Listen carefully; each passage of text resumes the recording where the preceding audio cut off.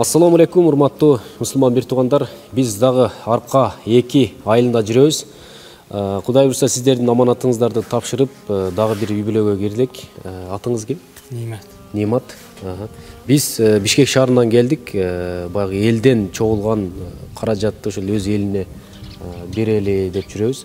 Бул үйүңүздү сиздики бузулбаптырбы же ушуну эле ремонт кыласызбы? Меники жаракат алганда, катуу жаракат алган, танка менен кирип атканда бузулчу.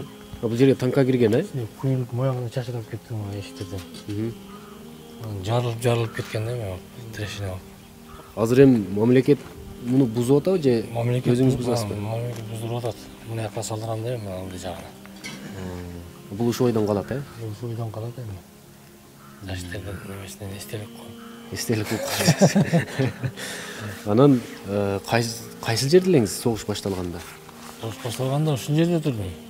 Ушул жерде? Жерде биздин танка чыгып алдыга карап атып турду. Бул жерде?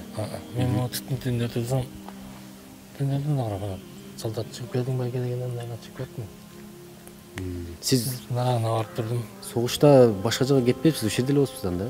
Же чыгып кеттиңиз? Ошол күнү кечинде кеттим го, 4-5терде кеттим. Ага чейин ушул жерде болдуңуз. Ал жерде ушу көчөнүн башында, бетке ушу көчөнүн башында болдук баягы. Нефтин каналга чейин. Анан үстүндө болдум спецназдар менен. Азыр эметкен жерде постулат го ошо. Алардын ообаз экен, жардам келбей калды деп. Жерден танка барып, ол жерден танкалар барып кирди, бияка кирген, гастролдан кирген да көрдүк. Бияка кирди. Эмелердики, таштардики.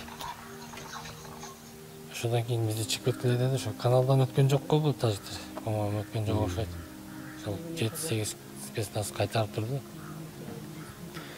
Анан могул жерде аты ким эле? Абдурахман. Кошуна кайтыш болуп кетти, Бул кайтыш болуп кетти. Могул жерде балам менен турсам бул чыккан да. Машинасы менен. Баламды ала кетсем, ушундай кайрып токтоп, кайнатамды алып келем деп. Ошол бойдон кирип кеттим аяктан. Бу жерде танка турган, кирип Ошодо атылган, Ошодон барып бул баягы 5 асфальттан эңкейип түшкөндө ошол жерден атып турду. Ойлоду. Танкабы же снаряд? Автомат менен аткан го дейм. Балдары да жаракат алган дейт.